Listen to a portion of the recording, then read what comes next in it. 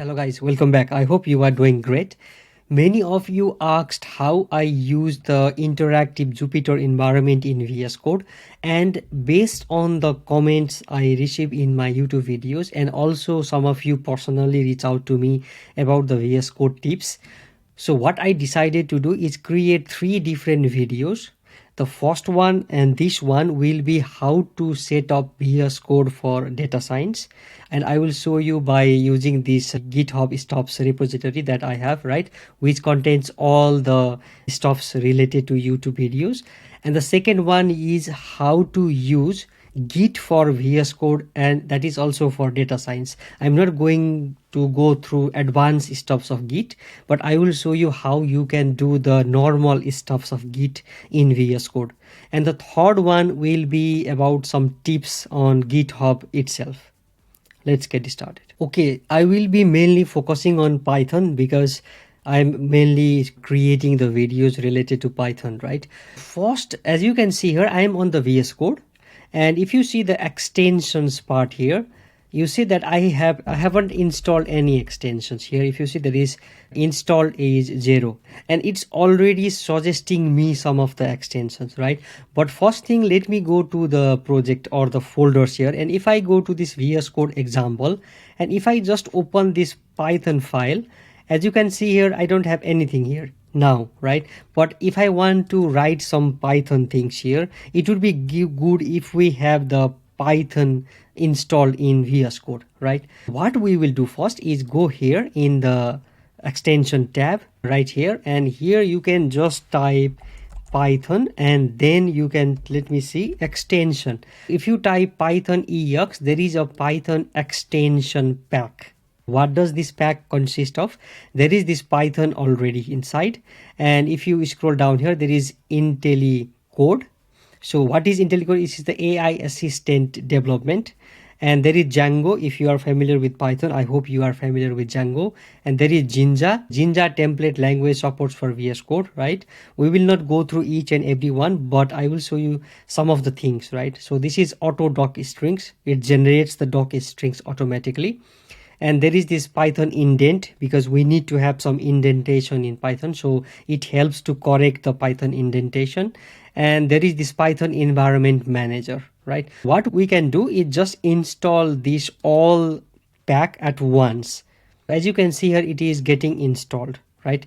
So I'm not going through each and every one of that, but you get the idea. If you are working in VS Code, it's better to install this Python extension pack. Okay, it is now installed. Now if we go to this Python file, and now if we just write, let's say, a function, okay, def, as you can see here, it says already here, use the PyLint extension to enable easier configuration and new features such as quick fixes, right? So this is one of the another extension also what I recommend you to do. So as it is recommended already, you can just install this, and it is going to be installed. We install the Python extension pack as well as this PyLint, right? So now we can just create any function or anything here. Let's say that this is a test function, and if we just press this colon, and if we go down here, as you can see, it is already indented some of this. If you go back, there is 1, and if you type space 1 2 3 4, right? So in Python, generally we use the 4 indentation, right? It is already identified that, okay, this is a Python file and there should be 4 indentation, right? We can just say here pass for now. So yeah, that is how it works. You get the idea that Python extension pack is one of the good tool to install. Okay, we went through the normal functionality, right? But as you can see here, it is still showing some underlying things here. If you hover on top of this, it says that the PyLint is suggesting something here. It says missing module doc string, right? And there is missing function or method doc string. So what is doc string?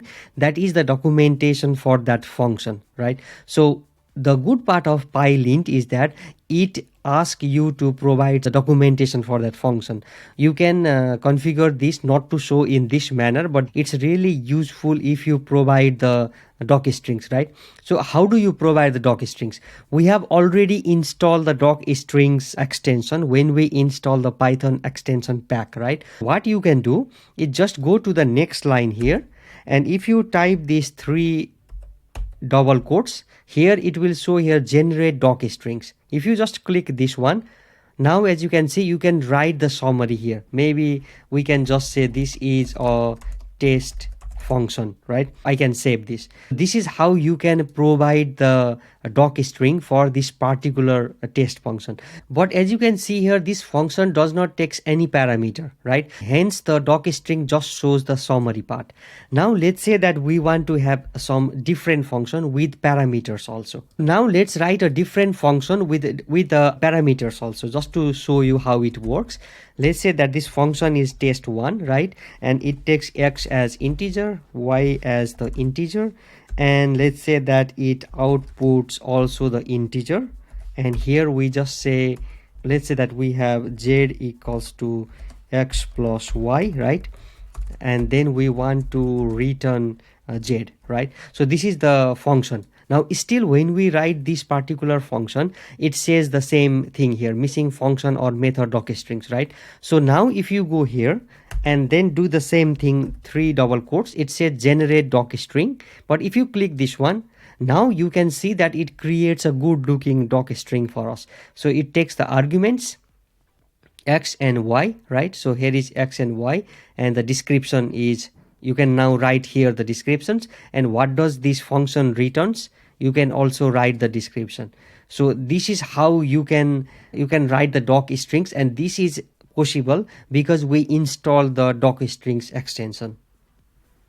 If you are working with Docker, and mainly when you are working in the data science field, you see that nowadays we use Docker to build the images, and then we use that to deploy things, right? What you can do here is, if you go here, there is the Docker extension. So I highly recommend you to download or install this extension also. So it is really helpful in the future because all the syntax that we use in the Docker file is recognized by this Docker extension. So it is easier for you to write. Just to show you one example, now if I go here, let me create a new file called Docker file, right? As you can see here, once I type the Docker file, it shows the Docker image here, right? Now if I type from, so as you can see here, it says platform this, it's already suggesting me something here, right? From base image, or there are many things here. So what I can do is, let's say that there are many commands that Docker provides us, right? One is the from, and now let's say that I don't need anything here. This just to enter here, I can do copy. As you can see here, there is already a copy command. That is the Docker commands. I'm not going to provide you all the Docker commands here, but you get the idea that, as you can see here, when we type copy, there is source and extension being provided for us. That is how. And then if you go here and type run, as you can see here, there is the run command being provided, and we know that we need to provide some command after that, right? This is the good part of installing Docker extension in the VS Code. Okay, now the next extension I want to show you is the Codesnap. I hope in social media or somewhere you have seen the good looking code snippets shared by some other persons, right? You can do the same thing with one extension in VS Code. If you go to the extension tab here, and now you can just search for Codesnap. The name suggests what it is, right? So there are different versions. You can just go with the Codesnap one. There is already 1 million plus downloads. You can install in Codespace, right? So it is installing now. So yeah, it is installed. What you can do now is go here, right? And if you type Control-Shift-P or Command-Shift-P, there is the option for Codesnap here. Just run this one, so it opens in the new tab here, right? So what you can do now is you can just select the things that you want to be in the Codesnap. For some reason there is an issue with the Codesnap in GitHub Codespace, but I will show you the same thing in the VS Code that I have installed locally, right? So here is the VS Code I have installed locally. Now let me do the same thing. I have installed the Codesnap. I will do Command-Shift-P, and there is the Codesnap, right? I can just say Codesnap. So the Codesnap opens here. Now I can just select the code I want to have in the Codesnap. Let's say that I want to have this function. So I can just select this function. As you can see here, as I am selecting, it is being highlighted here. So yeah, I can just select this, and now there is the good looking Codesnap. I hope now you are familiar, because many people actually share this kind of Codesnap. So with this Codesnap extension, you can do this and you can achieve this. Right now you can just right click this and copy and then paste somewhere you want. So that is that simple to create a snap of a code using the Codesnap VS Code extension. Okay, now let's go and see the themes. I hope you want to have light theme or the dark theme, or you want to have somehow between those two, right? Now I have this dark GitHub dark default theme, but what you can do is you can type Ctrl+Shift+P, and from here you can just type theme and then you can choose different themes, right? Generated color theme from current settings, or you can have color theme here, and there are different themes with the keyboard up and down, or you can even click with the keyboard. If I go down, as you can see here, there are different themes, right? You can choose the light plus or quite light, or there is the solarized light, and this is abyss, so it's this one. There is a dark and all the different things, but what I like is this GitHub dark, not default one. I prefer this GitHub dark default. But if you want to install something else, you can go to the extension part here and type the theme. If I run this one, so as you can see here, there are different themes here, right? So let's say that one that we haven't installed yet, let's say that you want to have this blue loco dark theme, right? So you can just go around here and see, okay, what is the theme? Let's say that you want to install this. You can just install here, and once it is installed, it is changed already, right? But I don't want to go to that particular. But if you want to go and just search one of the theme and then install it, I'm going to go with this GitHub dark default. So that is what I prefer. And now if I go back, there is another thing also here. If you go to these settings again, and if you go to these themes, and there is file icon theme, this is what I actually want to use. If I go back to this file icon here, let me open that again from here, or you can just do Ctrl+Shift+P, and from here you can just type theme, and there is this file icon theme, right? If you click this one, the SETI is the one that I have been using here, which shows different icons for different files. As you can see here, for Docker file, there is Docker icon. For IPython, there is this notebook icon, all the different things. If you just want to have the minimal, you can just use this one. It shows all the same for all the different files. And let's say that you want to have something else, right? Let me go from this UI, so it's easier for you. Also this theme, go to the file icon, and if you don't want to have any of those, you can go with the none one. We don't have any icons here, right? So if you want to go with others, you can just go here, but I prefer this SETI. Okay, there are many extensions you can go with, but now I will show you the main extension which most of you actually asked the question, how I run the interactive Jupyter shell, all right, when I run the Python file. For that, if I now go to this IPython notebook, if I click this, as you can see here, once I click, this is the Jupyter notebook inside the VS Code, right? So I can just run here whatever I want, right? But for that, what we need to do, if I just go to this file, and let's say that I want to import pandas as PD, Ctrl+C, I need to go here and paste this, right? I want to run this particular thing. I cannot run it by default, right? Let's say that I want to run this. If I click this run icon, it says that, okay, is install suggested extension, right? It needs Python plus Jupyter, right? Instead of installing from here, you can go with this one also, or you can go to the extension part here and type the Jupyter here. If you type Jupyter, then there will be the extension Jupyter. Just install this in Codespace or in your local VS Code. Once this is installed, we can use this particular thing. Okay, here it installed the Jupyter key map, and then there is this Jupyter notebook renderers, right? Now if I go back here, as you can see, if I run this icon again, so here it says I need to have a Python environments, right? Or I need existing Jupyter server. I can just click this Python environments, and when I click this, I have already created a .venv environment. That is the virtual environment. Whenever I create the Python related videos, I said that please use certain virtual environments, right? I have already created this .venv. If you go back to this folder, there is this .venv. If you want to know more, you can watch my how to create virtual environments video. But this is how you can create the virtual environment. And when you run the Jupyter notebooks, we need to have the kernel being attached to that, right? If you click this one, it says Python environments. I can click this again, and there is this .venv. If I click this one, it is going to use that particular, as you can see here, it says installing ipykernel. It uses that particular virtual environment and installs the ipykernel to run this particular ipython notebook. That is how it works. Now as you can see here in the kernel part, it is showing .venv and it is using the Python 3.10.8. Now import pandas as pd, it is imported.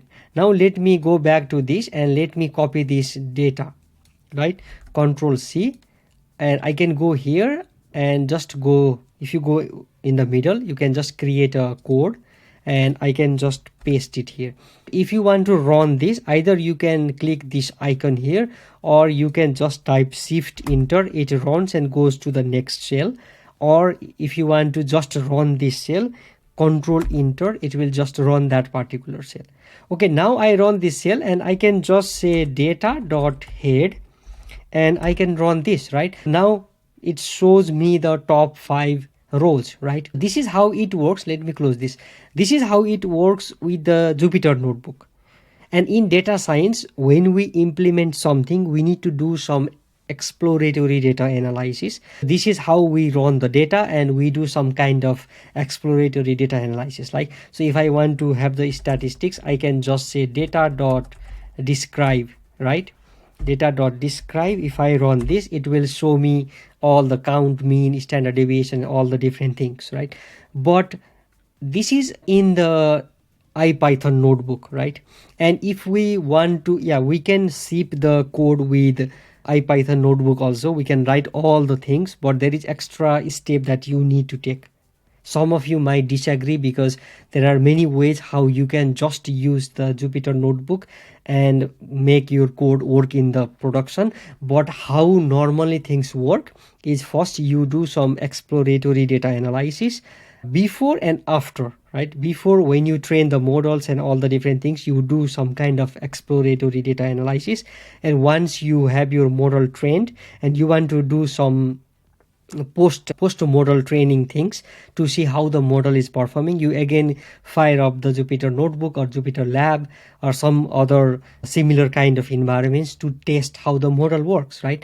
But what if we want to have both the IPython or notebook and the Python kind of things in the same place, right? That is what I have been using in my earlier videos also, and most of you find it curious and ask me, okay, how did you did that? Now I will show you how you can achieve the same things from the Python file itself, so that you don't need to jump between different files, right? Let's say that you want to run this Python file. You cannot do step by step kind of things, right? You need to run the whole file. So for that, what you need to do is go here, open a terminal, right? And there is a terminal. I need to first activate the virtual environment, right? I will do source venv and then the activate, because I need to have these pandas inside the virtual environment, right? I have already installed the pandas. And now how I run this particular file, I need to run the whole file. And I cannot even run this because I need to have the print statement here, and I need to save this file and run python 3, and then it is VSCode.py. If I run this, now it is printed the same thing that we did in the Jupyter notebook, right? So this part here. Now I will show you how you can do this similar to how we did in this notebook. So for that, you need to go to this settings tab here. If you go to this settings, go to this settings again, and now this opens all the different settings. But before going to that, I will show you one little thing here. Here is user and the workspace. So user means the user that you are using. Whenever you do something in this particular file or workspace, not workspace, but in this particular things that you can do or customize your own kind of things. But this is for all the projects that you will be using. But let's say that you want to go to the workspace, meaning that this particular project only, then this workspace overrides the user. Let's say that I have this font size here 12, I can make it 14, right? This is just for this project. But if you go to the users, there is still the font size 12. And if you can see here, as soon as I wrote here 14, it says here that a font size modified in the workspace. You get the idea. There is two different kind of things. So now let's not go through that. But if you go to this user, and here you can type Jupyter, right? And then you can type send. So here is the thing where Jupyter interactive window. If you click this icon, now you can run the interactive Jupyter environment from the Python file. Now let me close this. Now let me go to this Python file here, right? Let me also close the terminal because I don't need to run the terminal now again. How I can run this? You can either highlight the things that you want to run at once. Let's say that I want to run all these things. I can just write Shift Enter. Now you can see that it fires up the Jupyter interactive shell here, and then it is run here. But if you want to run the particular line, you just highlight the line, and then you not highlight, but you just go to the line and then just run Shift Enter. So it says import pandas as PD. If you want to run this data, just go to that line and run it. How do you print it? Before we need to print, and by the way, this is even better than Jupyter Notebook. Now you want to print what is inside the data, right? What you can do is double click the data that is highlighted. If you do Shift Enter, yeah, that is how you print it. Once you run this, then we print the data, and here all the things are being printed. So there is 891 rows and 12 columns. We don't even need this particular thing. But if you want to have, we don't need the print, right? If you want to have data.head, so you can just go here and run this. So yeah, data.head, and you can just print here. And by the way, if you want to see what we all did here, there is this variables thing also here. If you click this, so yeah, there is the variable things in the Jupyter. Here, if you click this, there is nothing shown here. Okay, now it is refreshed. There is the data variable, right? We created this data variable, and here is the data variable, and it shows 891 rows and 12 columns. You can have the history of the variable also, and you can export this or expand this or all the different things. And now let's say that you want to do the same thing that we did before, data.describe. So you can just write this, Shift Enter, and yeah, that is the thing that we have done here. The good part of this is you can even run a specific part of the code also. Let me show you one example here. Let's say that we have a function here. Let's say test, and here inside I just said here x equals to 2 plus 3, right? And here is y equals to 5, right? And then here I can have z equals to x plus y, right? And then let's say that I want to return z. So that is the simple example of the function, right? If you want to run this, you first need to define the function. So if you run this particular thing, as you can see here, there is the function, right? But you need to provide here like x, y, and all the different things. This is just a demo, right? But let's say that you want to just see what is 2 plus 3, right? What you can do is just go here, highlight this part, and just to Shift Enter. It says x equals to 2 plus 3. Now, if you want to know what is the value of x, you can just click this x, right? And if you run this, yeah, the x value is 5, meaning that you can go to the granular level and also print each and every line inside the function. I hope you find this helpful, and in order to use the version control, it is also really helpful that we know what is being changed easily, because in Jupyter Notebook it's little bit tough to have the version control enabled in it, although there are some ways to do that, but it takes some time. But with the help of this particular just Python file, we can incorporate the software development practice in order to use the version control. Okay, that's all I want to show you in this particular video. I hope by now you know how to use VS Code for data science. There are many other particular extensions also. I hope when you start using different things, you will get to know, okay, there are different extensions that might be helpful. But what I will do next video is about using Git for VS Code, and that is also for data science, meaning that I will just show you some of the commands that you can use in Git that can help you, for example, clone the repo, add, commit, all the different things, push the changes that you did, right? I will not go in depth Git commands because that is not what I want to explain, but I just want you to be familiar with Git and how you can use the Git commands in the data science field and the basics one. Thank you for watching and see you in the next video.